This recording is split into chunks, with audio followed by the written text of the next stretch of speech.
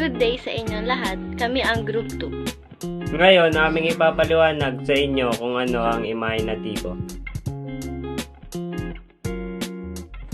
Ang imahinatibong wika ay ginagamit sa pagtuklas, paglikha at panghalik sa pamamagitan nito na ipapahayag natin ang ating imahinasyon sa malikhaing paraan.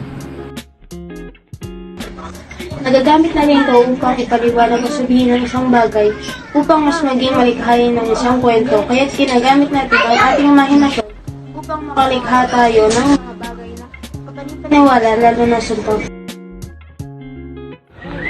Paano ito nagagamit sa lipunan? Paggamit ng ating imahinasyon, makakalikha tayo ng mga bagay na kung saan nagagamit natin upang may pahiwatig ng malikhain ang isang kwento.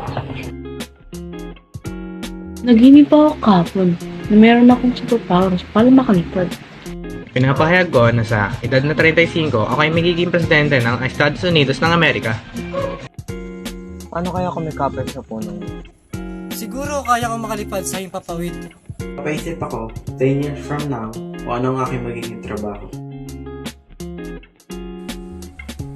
Bukod dito, mas mapapalawak pa natin ang ating mga sinasaad sa pamamagitan ng pamamaraan na imahinatibo. Madaming bagay o gamit ang isang imahinatibo, gaya na nga lang ng mga sinasabi sa ating presentasyon. Nagagamit ito upang malikhaing maipahayag ang isang sinasabi. Muli, kami ang Group 2. At yan nagtatapos ang aming presentasyon.